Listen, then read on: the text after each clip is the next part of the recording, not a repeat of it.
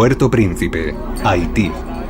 12 de enero de 2010, 16 horas 53 minutos.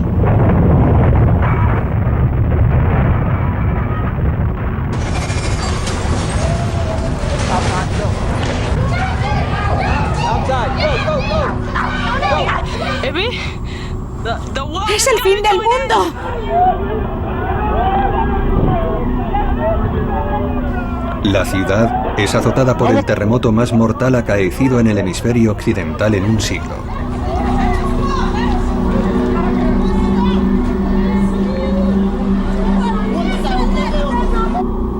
En menos de un minuto, esta concurrida metrópoli queda reducida a escombros.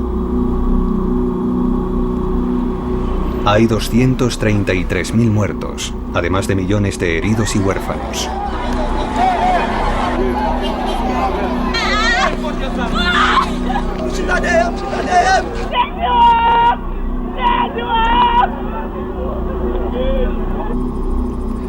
En el transcurso del año se sucederán más terremotos en todo el mundo, siempre sin avisar y a menudo sembrando la muerte a su paso. Científicos del mundo entero se lanzan a una carrera contrarreloj para desentrañar los misterios de la predicción sísmica. A los pocos días de la catástrofe de Haití, un sismólogo de la Universidad Purdue, Eric Calais, se persona en la isla. Calais y sus colaboradores están en la vanguardia de la investigación sismológica. Buen viaje. Gracias. Habían intuido este desastre. Hacía años que sabían que un terremoto en Haití era inevitable.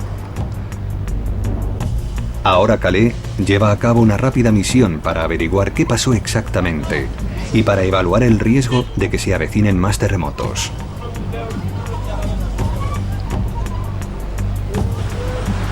Lleva más de una década repartiendo rastreadores GPS por todo Haití para monitorizar los desplazamientos tectónicos que tienen lugar bajo la isla. Nos dirigimos a un lugar donde hemos colocado lo que llamamos un benchmark, un marcador de posición. Conocemos exactamente su posición antes del terremoto y ahora vamos a medir su posición tras el terremoto. Varios de estos marcadores han sido situados en distintas comisarías de policía. Sólidamente instalados en los techos de cemento, han sobrevivido al terremoto. Estos benchmarks no son nada del otro mundo. No son más que trozos de metal, de acero inoxidable, que hemos colocado en lo alto de una serie de edificios con una pequeña muesca de 1 milímetro de ancho, más o menos. Este es el punto que hemos estado controlando periódicamente desde 2003, cuando realizamos las primeras mediciones. Es un poco complicado. Las mediciones por GPS de la posición del marcador aportan datos reveladores sobre la actividad subterránea. En el transcurso de los últimos 10 años, los satélites han detectado un movimiento hacia el este del sur de Puerto Príncipe y un movimiento hacia el oeste del norte de la ciudad a razón de unos 2 centímetros al año, hasta que tuvo lugar un enorme corrimiento durante el terremoto. Aquí se registró un desplazamiento de 30 centímetros durante el terremoto. Estos son 30 centímetros, más o menos. O sea que toda esta zona se desplazó 30 centímetros hacia el este durante el terremoto. Estos movimientos nos dan una pista sobre lo que pudo ocurrir bajo tierra. La tierra se fracturó a lo largo de una línea de falla oculta. La mayoría de los terremotos se origina en profundas brechas en la corteza terrestre a varios kilómetros de la superficie. Estas inmensas fracturas recorren el planeta, dividiendo los 80 kilómetros que presenta la corteza terrestre en decenas de bloques rocosos. La Tierra está apresada en una cáscara rígida, por así decirlo. Esta cáscara está compuesta de placas rígidas que se mueven aproximadamente a la velocidad a la que nos crecen las uñas. En todo momento están bailando bajo la superficie del planeta. Los geólogos llaman a este baile imperceptible tectónica de placas. El calor interno del planeta es lo que mueve estas gigantescas placas. Debajo de las zonas más calientes, la roca fundida se alza y se solidifica, convirtiéndose a su vez en corteza. La nueva corteza trata de abrirse paso, empujando la corteza de los bordes fríos contra otras placas o colándose por debajo de ellas. Pero al colisionar, las placas provocan terremotos. Los terremotos se producen porque estos inmensos bloques de roca no se deslizan suavemente los unos contra los otros, sino que se chocan y se traban, acumulando una enorme cantidad de presión que luego se libera en cuestión de segundos durante el terremoto. Aunque los terremotos se originan a decenas de kilómetros bajo tierra, la energía que generan puede provocar mortales vibraciones en la superficie. La cantidad de energía generada por los mayores terremotos es comparable a la detonación de varios miles de bombas nucleares a la vez. Es una cantidad enorme de energía, algo absolutamente colosal. Haití se encuentra justo encima de un entramado de fallas masivas, en el punto en el que se unen la placa caribeña y la placa norteamericana. Conforme se van deslizando las placas las unas contra las otras, la roca se deforma y se estira como una goma elástica, acumulando una enorme cantidad de tensión. Desde 2003, Calais y sus colaboradores han empleado la información que han ido obteniendo sobre los movimientos del terreno para calcular los niveles de tensión de la falla. Era inevitable que se produjese un terremoto mortal. Lo que vimos fue una falla tensada como una goma elástica. Un sencillo cálculo le permitió medir con precisión la tensión elástica de la falla. El último terremoto en esta falla tuvo lugar hace unos 250 años, y esta ha estado acumulando energía elástica a razón de 7 milímetros al año. Al cabo de 250 años, eso se convierte en 1,80 m. Es decir, 1,80 m de tensión almacenada, equivalente a 1000 bombas atómicas como las empleadas en Hiroshima. La escala que usan los sismólogos para medir la fuerza de un terremoto es logarítmica, es decir, que cada punto representa un valor 10 veces mayor que el anterior. Una magnitud 2 es insignificante, pero una 7 o un número mayor puede ser extremadamente destructiva. En 2008, Calais anunció que la falla haitiana podía generar un terremoto de magnitud superior a 7. 2 años más tarde, su predicción resultó ser devastadoramente atinada. Última hora desde Haití, donde se ha producido un masivo terremoto de magnitud 7. Un devastador terremoto de una magnitud estimada de 7,0. Un terremoto de magnitud 7 ha mutilado el país. Calais estuvo más cerca que nadie de pronosticar acertadamente el terremoto. Pero como todos los sismólogos, no sabía exactamente cuándo se iba a producir. Es imposible predecir un terremoto. No hay forma de saber si tendrá lugar hoy o mañana, o dentro de 10 años, o dentro de 100 años, así que no podemos fijar fechas. No es que no nos atrevamos a hacerlo, es que, como científicos, no podemos hacerlo. A día de hoy, los sismólogos pueden calcular la presión entre placa y placa, pero no pueden predecir con exactitud cuándo se producirá una ruptura en una falla subterránea. No hay forma de verlos venir, ese es el problema. Pueden producirse de un momento a otro. De vuelta en su laboratorio, Calais trata de averiguar cuánta tensión queda en la falla tras el seísmo. Las noticias son malas. Vimos que el 12 de enero solo se fracturó una parte pequeña de la falla. La falla se extiende desde la República Dominicana hasta el extremo oeste de la península sur de Haití. Tiene una longitud de 300 kilómetros. Y la parte que liberó su energía durante el terremoto no fue más que un segmento central de 50 kilómetros. El resto de la falla sigue sometida a presión. Calais prevé que otros segmentos de la falla podrían desatarse en cualquier momento, aún más cerca de Puerto Príncipe. Esos segmentos están ahora un poco más cerca de provocar el próximo terremoto. ¿Cuándo puede producirse? No lo sabemos. Y Puerto Príncipe no es el único punto del planeta en ese trance. Hay fallas activas vulnerables en todo el mundo, y cuanto más rápido se mueven las placas subyacentes, más probable es que se produzca un terremoto. En Oriente Medio, en Sudasia, en China, en la cuenca del Pacífico. A falta de pronósticos fiables, estas zonas podrían convertirse en algunos de los lugares más mortales del mundo. Y no nos olvidemos de California, Hogar de la falla de San Andrés.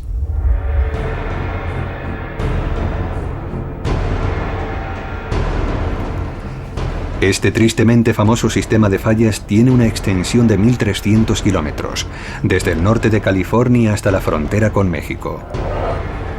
Al igual que la brecha que se abre debajo de Haití, se trata de una falla de desgarre, una falla vertical en la que las placas se deslizan horizontalmente. Solo que aquí, las placas se mueven a una velocidad casi 3 veces mayor, desplazándose unos 2,5 centímetros al año y provocando periódicamente poderosos terremotos. Algunas porciones del sur llevan más de 150 años inactivas. Pero en la actualidad, las mediciones por satélite señalan una acumulación de energía equivalente a 3.000 bombas nucleares. El próximo movimiento de la falla podría ser el definitivo, y se cebaría con la región de Los Ángeles. Tom Jordan, del Centro de Terremotos del Sur de California, lleva años preparándose para este terremoto. Tenemos a unos 800 científicos colaborando en una serie de proyectos tratando de comprender realmente los terremotos del sur de California.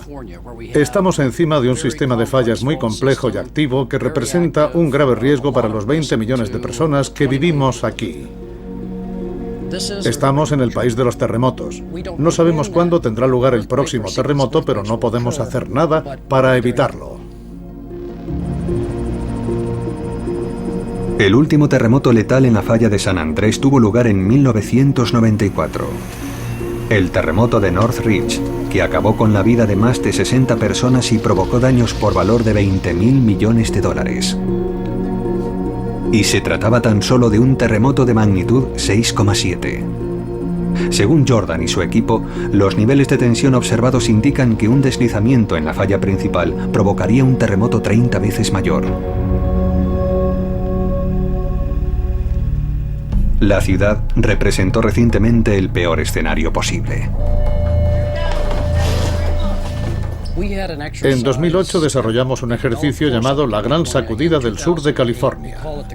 Nos imaginamos que se producía en la falla de San Andrés un terremoto muy importante de magnitud 7,8 y que afectaba al este de Los Ángeles, y nos preguntamos qué pasaría si ocurriese. Las conclusiones: más de $200.000 millones en daños, millones de desplazados y miles de muertos. Si se hubiese producido realmente este terremoto, se habrían derrumbado muchos edificios. Sabemos que no habría agua en muchas zonas. En eso consiste este simulacro. Si los científicos están en lo cierto, millones de personas podrían estar enfrentándose a un desastre inevitable. Podría decirse que la falla de San Andrés está lista para entrar en acción en cualquier momento. Con tanto en juego, algunos sismólogos han empezado a investigar nuevos métodos de predicción, adentrándose en las fallas más peligrosas. Están aprendiendo a prestar atención a los indicios.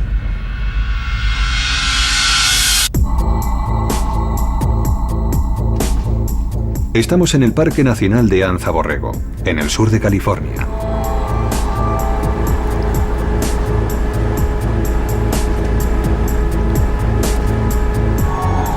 Esta torre de perforación se hunde en la tierra en busca de algo mucho más valioso que el gas o el petróleo. Forma parte de un ambicioso proyecto, el santo grial de la sismología: detectar actividades subterráneas que puedan avisarnos del próximo terremoto importante. El geólogo Frank Vernon lidera el proyecto. O sea que esta es la tercera sonda que plantáis aquí. Es la tercera perforación. La tercera.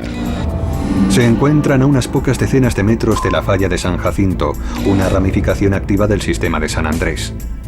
Ha habido muchos terremotos en esta zona. Hemos tenido 4 de magnitud 5 en los últimos 10 años. Solemos tener uno de magnitud 4 al año y otro de magnitud 3 al mes. Hace 4 días tuvo lugar uno de magnitud 5,6 a 10 kilómetros de aquí. Es un lugar excepcional. Por eso estamos trabajando aquí.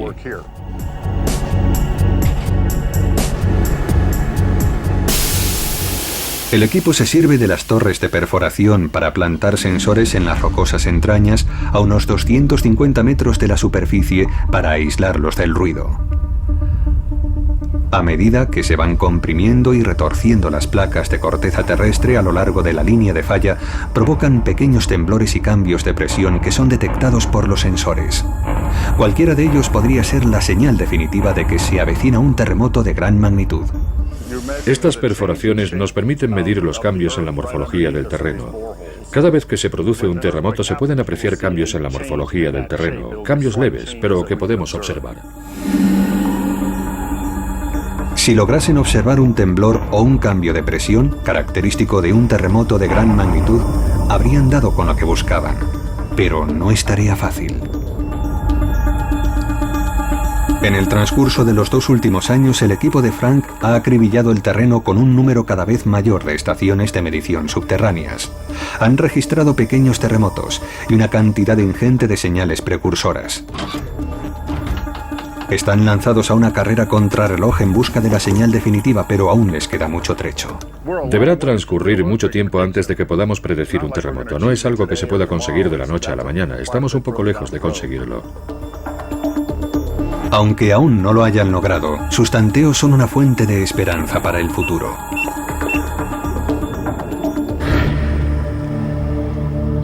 Pero mientras los científicos se afanan por predecirlos, los terremotos siguen produciéndose. A unas pocas semanas del terremoto de Haití, 2010 asiste a otro seísmo masivo. Chile, América del Sur. 27 de febrero de 2010, 3 de la madrugada.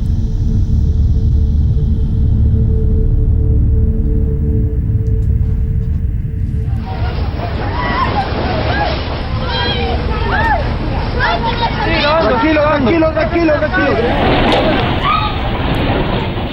Este terremoto alcanza la increíble magnitud de 8,8.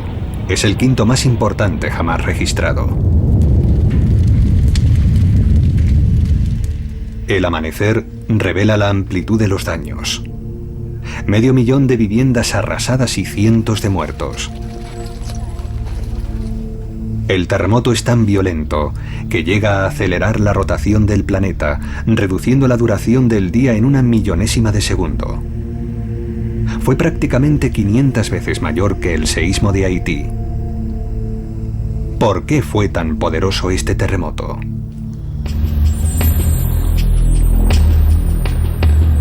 A los pocos días del desastre, el geólogo Mike Vives llega a Chile en busca de una respuesta.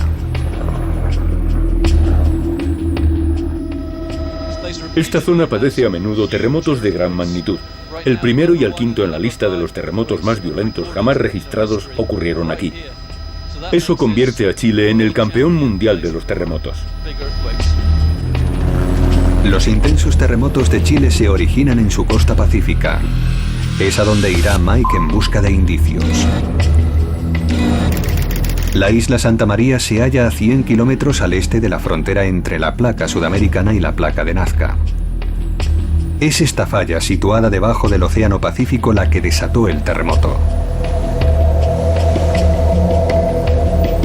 La playa es uno de los puntos más cercanos al epicentro subacuático. En la base del acantilado, Vives advierte una franja blanca, un indicio de lo que podría haber originado el poderoso terremoto. Bien, ahora estamos examinando esta roca in situ. Estos depósitos blancos que estamos viendo se forman bajo el agua. Están hechos de algas y hay incluso lapas y mejillones y otras criaturas incrustadas en la roca. Llegan a más de 1 metro por encima de mi cabeza. Eso significa que la línea costera entera pegó un salto de 2 o 3 metros. Durante 2 minutos la tierra se estremeció tan salvajemente que levantó la línea costera. Y ahora todas estas criaturas marinas han quedado varadas en el aire.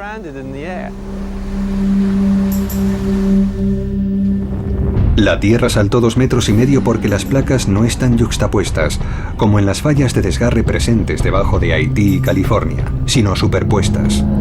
Es lo que se conoce como subducción.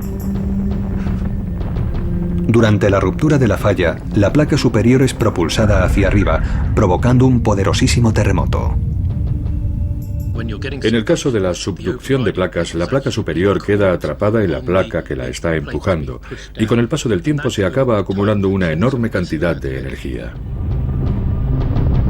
La extensión de las áreas involucradas y la fuerza de las sacudidas justifica el nombre de estos épicos terremotos. Son conocidos como megaterremotos y tienen un escalofriante efecto secundario: los tsunamis. El empuje del terremoto levanta el mar, creando una ola gigante. La ola atraviesa el océano a más de 800 kilómetros por hora, arrasando todo a su paso. En 2004 se produjo un megaterremoto de magnitud 8,8 a 160 kilómetros de las costas, provocando el tristemente famoso tsunami del Océano Índico, que acabó con la vida de casi 250.000 personas.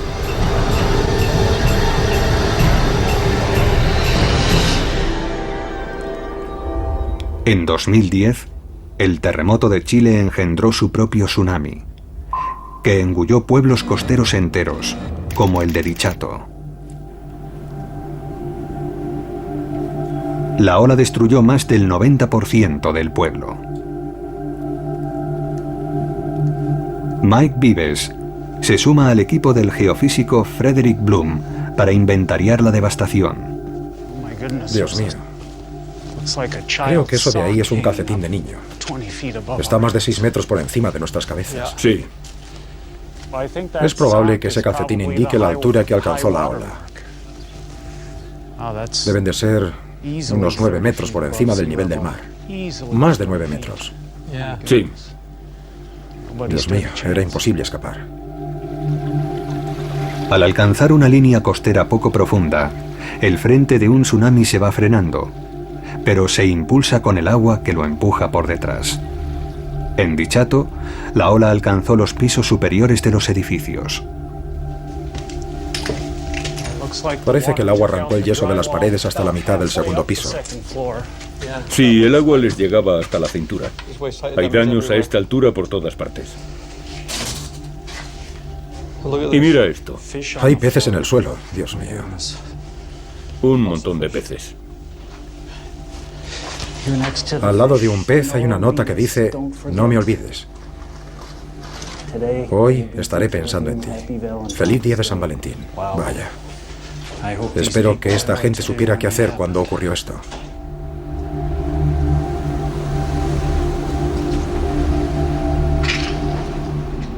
La altura de la ola explica su poder destructivo.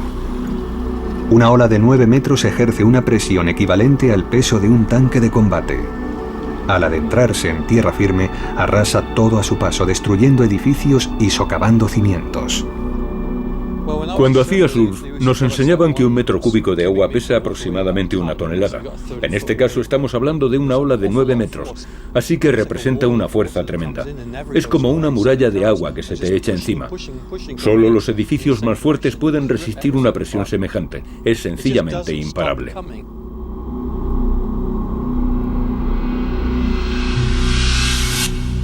Predecir los megaterremotos es una tarea crucial para Estados Unidos. La fosa de las Aleutianas ha provocado muchos terremotos en la escasamente poblada costa de Alaska. En los años 80, los sismólogos descubrieron que la falla de Cascadia, situada no lejos de las costas de Oregón y Washington, también estaba activa y podría generar devastadores megaterremotos. Las ciudades de Portland, en Oregón, Seattle, en Washington, y Vancouver, en la Columbia Británica, se exponen todas a sufrir terremotos que podrían superar la magnitud 8.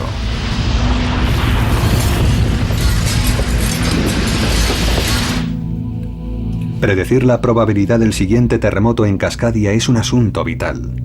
Es difícil hallar indicios en tierra firme, pero es posible encontrar una respuesta bajo el agua, hundida en el barro. Una cámara frigorífica en la Universidad Estatal de Oregón. Estas probetas, conservadas a unos pocos grados por encima de la temperatura de congelación, contienen indicios de todos los terremotos que han azotado la región a lo largo de los últimos milenios. Constituyen la preciada colección del profesor Chris Goldfinger. Básicamente es una biblioteca de sedimentos, de muestras de sedimentos recopilados en expediciones oceanográficas en los últimos 50 años más o menos. Estas muestras nos aportan datos sobre el paleoclima y, en mi caso, los terremotos. Goldfinger lleva una década recopilando sedimentos de la zona de subducción de Cascadia a lo largo de las costas, perforando el fondo marino para extraer columnas de sedimentos. Pero cada sedimento cuenta la historia de un terremoto. Están formados por capas sucesivas de depósitos arenosos acumulados durante larguísimos periodos de tiempo. Miles de años de historia encerrados en unos pocos metros de barro. Básicamente son como una cassette, como una grabación de todo lo que ocurre en un lugar. Estos sedimentos graban todo lo que ocurre en el fondo oceánico. Está buscando indicios de antiguos corrimientos que le permitan predecir el próximo terremoto en la falla de Cascadia. Tiene que averiguar con cuánta frecuencia ocurrían en el pasado. Los terremotos subacuáticos provocan inmensos corrimientos que tapizan el fondo oceánico. Depositan unas capas arenosas características que Goldfinger puede identificar en sus muestras. Esta capa corresponde a un corrimiento producido por un megaterremoto. Si nos fijamos en la base de esta capa de arena, es una base muy afilada. Es un indicio revelador del tipo de depósito que se forma justo después de un terremoto.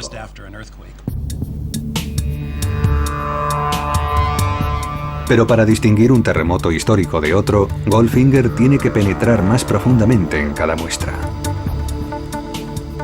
El escáner ha revolucionado nuestra forma de examinar estos sedimentos oceánicos. Cada sedimento tiene un carácter único, como una huella dactilar que lo distingue de todos los demás. Nos sirve para identificar los terremotos que se han producido a lo largo de la zona de subducción. Antes de realizarse este estudio, se calculaba que se habían producido 40 megaterremotos en esta región en los últimos 2000 años. Habría por tanto una probabilidad de 1 sobre 10 de que se produjera un terremoto en esta zona en los próximos 50 años. Pero el escáner realizado por Goldfinger le ha permitido identificar más de 20 terremotos hasta ahora desconocidos. Hay partes de la falla de Cascadia 2 veces más activas de lo que se pensaba antes. Esto significa que la probabilidad de que se produzca un megaterremoto no es de 1 sobre 10, sino de 1 sobre 3.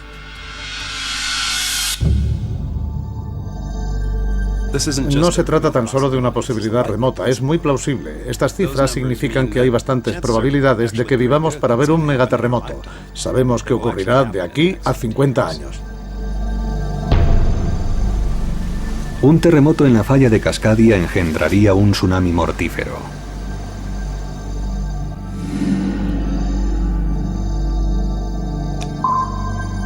En la línea de frente se encuentran pueblos costeros de Oregón como el de Cannon Beach.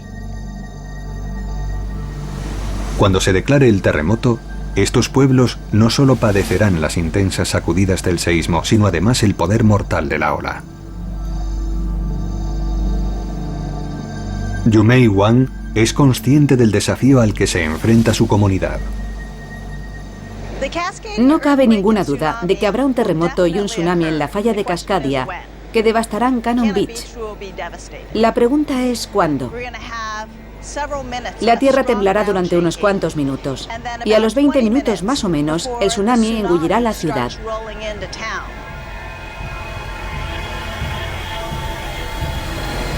Si ahora mismo se acercara un tsunami y yo estuviera aquí, moriría. Iría a una velocidad tremenda. No podría huir de él. Los tsunamis parecen olas que van a romper, solo que en vez de retirarse, siguen avanzando. Los habitantes de la región se enfrentan a una doble amenaza de muerte, pero aún hay esperanza para el futuro. A unos 160 kilómetros al norte de Cannon Beach, los científicos siguen buscando indicios de un nuevo tipo de terremoto subterráneo que podría ayudarnos a revolucionar nuestros pronósticos.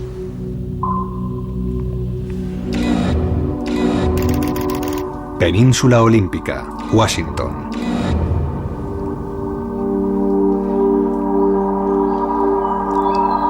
Estos apacibles bosques encierran un secreto.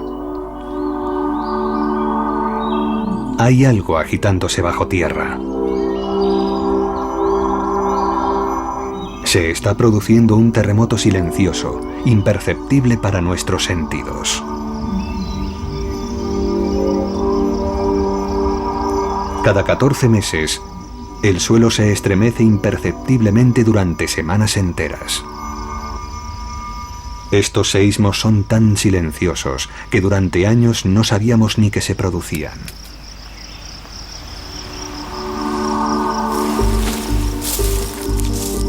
Pero ahora los científicos los están rastreando. Y lo que están viendo bien podría ser el futuro de la predicción de terremotos. Debería estar por aquí. Ya lo veo. Ken Krieger, de la Universidad de Washington, lleva años rastreando estos terremotos silenciosos. Su objetivo es averiguar a qué se deben y por qué son tan silenciosos. Durante años, las vibraciones de estos terremotos pasaron desapercibidas, ocultas entre las vibraciones de la maquinaria, el oleaje e incluso el viento en el follaje. Estas señales que ahora vemos y sabemos identificar han existido siempre, pero antes creíamos que era solo ruido. Con el paso del tiempo, a veces descubrimos que lo que para uno es ruido es una señal para otro. Para aislar estas señales, Krieger emplea unos sismómetros capaces de distinguir un temblor fuerte y profundo de una vibración leve y superficial. Están enterrados a unos 30 centímetros de la superficie. Hay que colocarlos con cuidado, pero las señales que nos interesan están a unos 40 kilómetros de la superficie, así que las tenemos bien por debajo. Allá vamos. Krieger calibra el sismómetro dando pisotones. Las señales que estoy tratando de detectar son mucho más finas que las de estos pisotones. Puede que 1000 veces más sutiles. Son unas señales muy sutiles. Ya estamos. 3 barritas. Los hallazgos de Krieger están arrojando datos asombrosos sobre el movimiento de las placas en las profundidades de la Tierra. La mayoría de los terremotos se produce a unos 16 kilómetros bajo tierra, donde las placas están trabadas. Pero a 40 kilómetros bajo tierra hay una zona más caliente, donde las placas solo se traban brevemente. Se deslizan con regularidad, sin apenas temblar. Es lo que se denomina un terremoto lento. Es lo que engendra estas convulsiones silenciosas. Es un descubrimiento muy emocionante, porque estamos aprendiendo cosas que no sabíamos sobre la forma en que las placas se deslizan las unas contra las otras. Este hallazgo podría impulsar considerablemente la predicción de terremotos. Durante uno de esos terremotos lentos, la probabilidad de que se produzca un seísmo mayor puede llegar a duplicarse. Con cada vibración de las placas más profundas aumenta la tensión en la corteza superior. Eventualmente, un terremoto lento puede desencadenar un terremoto devastador. Detectar los terremotos silenciosos podría ser clave a la hora de predecir terremotos futuros más importantes. Veo el futuro con optimismo. Creo que en principio los terremotos lentos preceden a los terremotos más intensos. Así que es posible que, comprendiéndolos mejor, podamos llegar a predecir los terremotos en el futuro.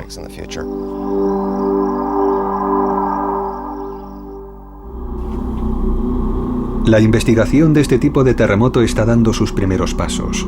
Por el momento, los sismólogos se basan en otros factores locales para determinar el grado de probabilidad de un terremoto.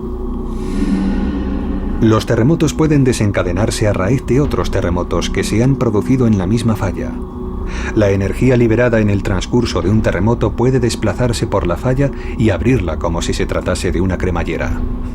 El primer terremoto transfiere su tensión a la siguiente porción de falla y precipita el momento de la ruptura, provocando otro terremoto que hace lo mismo a su vez con la siguiente porción de falla. Esta clase de efecto dominó también ha sido observado recientemente cerca de la frontera entre Estados Unidos y México. Mexicali, 4 de abril de 2010.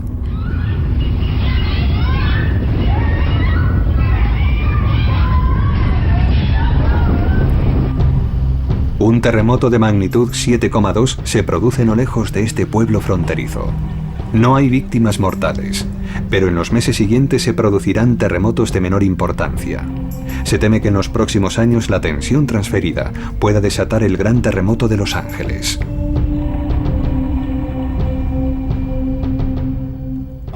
Soy algo aprensivo al respecto. Estamos un poco nerviosos porque esto podría indicar una ruptura importante en una de las fallas del sur de California.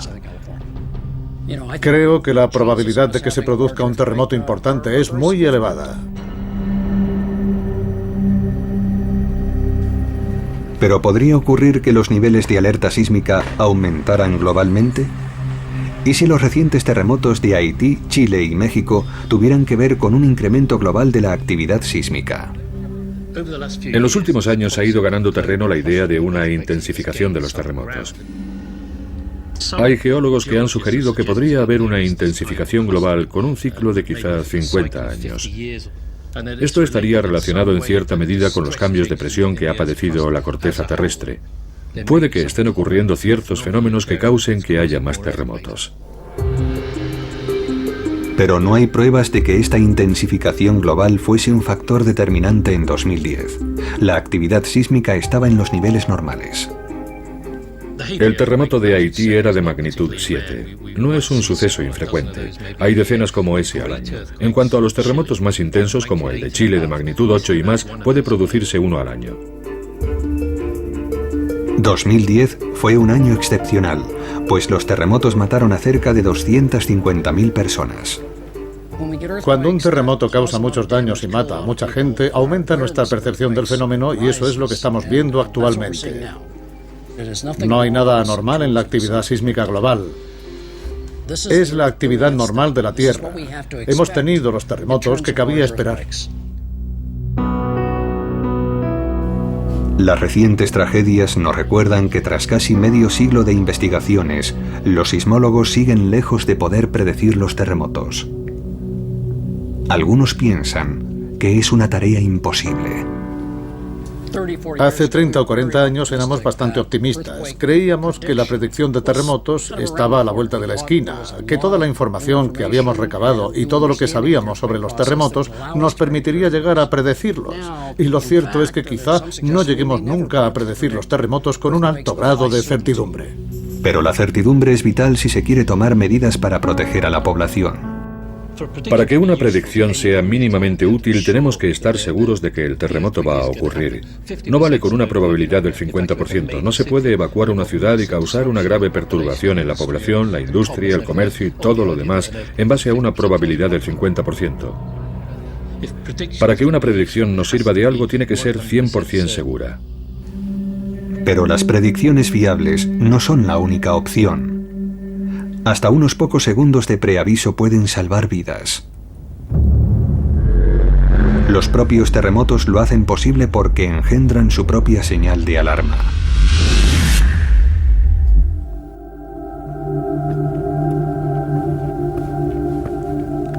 El profesor Richard Allen trabaja en Berkeley, una universidad construida encima de la falla de Hayward, en el norte de California. Esto es una junta de expansión del campo de fútbol. Como pueden ver, se ha abierto debido a la actividad continua de la falla. Pasa por las gradas, sigue por el campo, por detrás de los postes y atraviesa todo el campus. La falla de Hayward es paralela a la de San Andrés, situada al otro lado de la bahía de San Francisco. La posición de Berkeley convierte la universidad en un centro perfecto para Shake Alert, el primer sistema de alerta sísmica de Estados Unidos. Los terremotos generan dos tipos de ondas sísmicas que se irradian a gran velocidad. Las ondas primarias, u ondas P, se mueven más rápido, pero apenas causan leves sacudidas. viajan un 60% más rápido que las ondas secundarias u ondas S. Estas últimas son las que sacuden la superficie causando los terremotos. De ahí procede ese crucial tiempo de ventaja del que disponemos. Si se produjese una ruptura en la falla de San Andrés, las ondas P atravesarían la zona de la bahía a unos 7 kilómetros por segundo. Podemos detectarlas y lanzar un aviso antes de que llegue la onda S, mucho más lenta, que es la causante de todos los daños.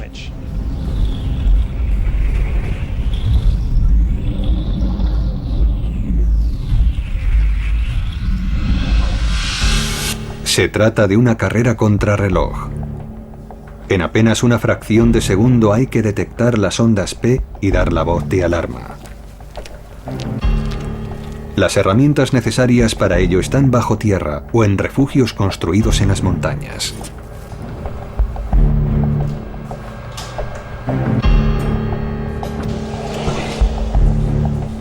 Este búnker se construyó después de la Segunda Guerra Mundial para supervisar las pruebas nucleares. Lo usamos para nuestras investigaciones.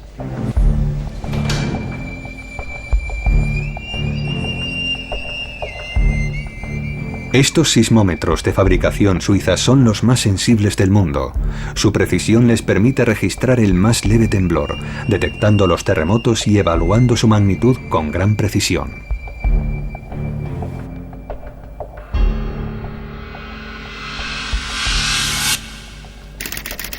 Allen y su equipo han construido un vasto entramado de más de 400 sismómetros repartidos por toda la geografía californiana. Sepultados bajo tierra, aguardan atentamente el próximo terremoto. Listos para hacer sonar la alarma en cuanto detecten una onda P. Cada una de estas estaciones hace muestreos de los movimientos subterráneos a razón de 100 por segundo.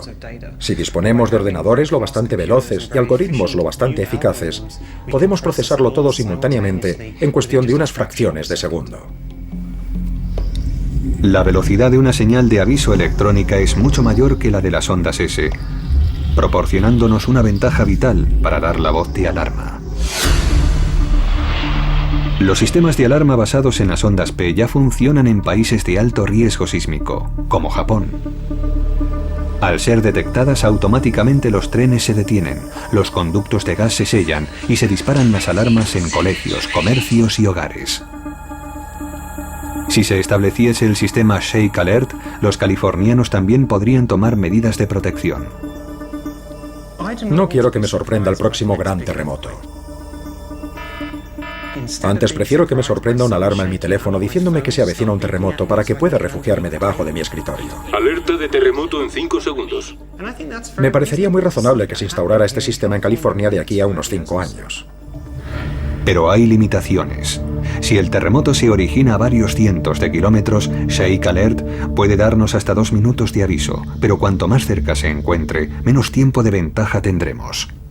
Los sistemas de alarma basados en las ondas P ayudan, pero no son la respuesta. Si estamos en pleno epicentro, los detectores no nos sirven de nada. El terremoto nos golpearía sin darnos tiempo para reaccionar.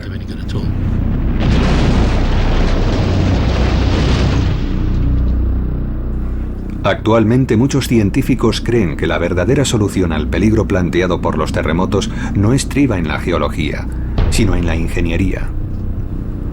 La inmensa mayoría de los haitianos que perecieron en el terremoto de enero de 2010 murieron aplastados por los edificios que se desplomaron.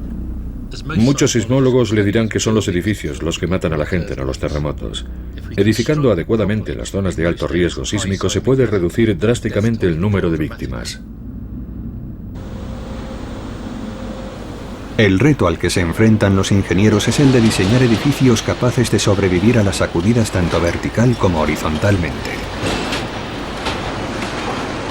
Hoy en día, los ingenieros emplean mesas de sacudidas gigantes para poner a prueba sus nuevos diseños. Estos enormes pistones simulan los terremotos más intensos. Los resultados de estos experimentos están revolucionando el diseño de los edificios. Las sacudidas provocadas por los terremotos pueden absorberse o concentrarse mediante cimientos deformables o flotantes, o compensarse mediante complejos contrapesos.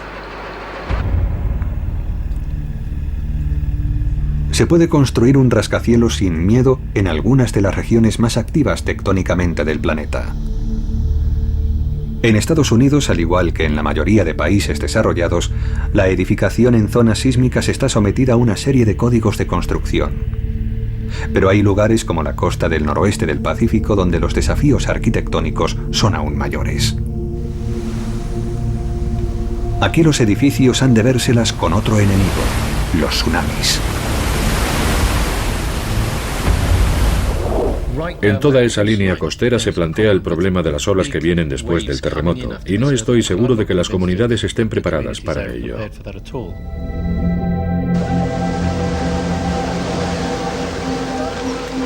Estas imágenes fueron tomadas durante el tsunami del Océano Índico de 2004. No había forma de huir del implacable torrente de escombros que iba destruyendo un edificio tras otro. Los residentes de la costa noroeste, cerca de la falla de Cascadia, se enfrentan al mismo destino. Pero un pueblo de Oregón está tratando de cambiarlo. Los habitantes de Cannon Beach cuentan con un plan excepcional para mantener la cabeza por encima del agua. Han ideado un extraordinario diseño para el nuevo ayuntamiento. Lo que nos proponemos es derribar este edificio y sustituirlo por uno nuevo, que sea resistente a los terremotos y los tsunamis.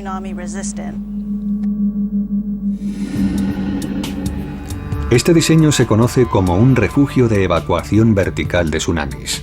Es una plataforma de supervivencia de más de 9 metros de alto. Tiene cabida para 2.000 personas, la población entera del pueblo.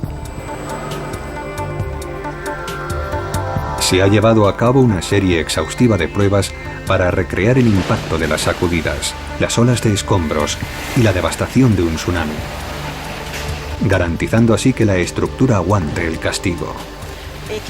Puede soportar impactos muy fuertes, no solo el agua, sino también trozos de edificios o coches que vinieran a estrellarse contra él. Sus cables de acero tensado ayudarían a mantenerlo en pie y enderezarlo tras el terremoto. Sus pilares de hormigón armado dejarían pasar el agua y los escombros y minimizarían el impacto gracias a su forma circular. Y los cimientos, extremadamente profundos, le impedirían desmoronarse con los corrimientos de tierra. Este edificio permanecerá intacto. Probablemente sería el único que permanecería en pie en todo el pueblo. Tenemos que conseguir que los ciudadanos confíen en él para que vengan aquí a refugiarse. Nuestra idea es construir docenas de edificios como este por toda la línea costera para proteger a las comunidades amenazadas por los tsunamis. En el futuro, estos revolucionarios diseños podrían transformar los edificios de las costas de trampas mortales en salvavidas.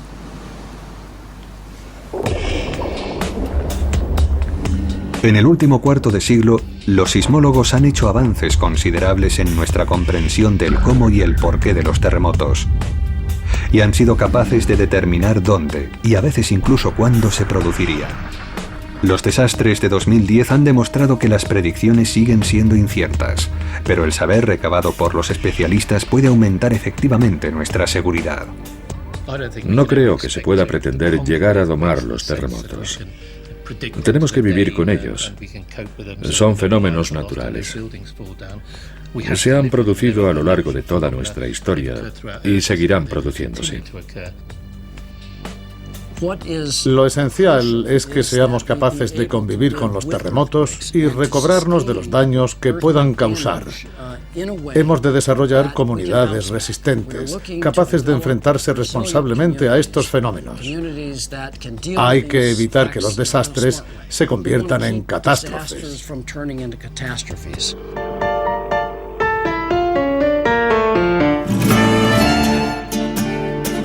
Actualmente, sobrevivir a un terremoto se reduce a lo bien preparados que estemos para lo peor. Mientras los sismólogos no hagan avances decisivos en la predicción, las comunidades deberán estar listas para lo inesperado, porque el siguiente terremoto podría golpearnos en cualquier momento.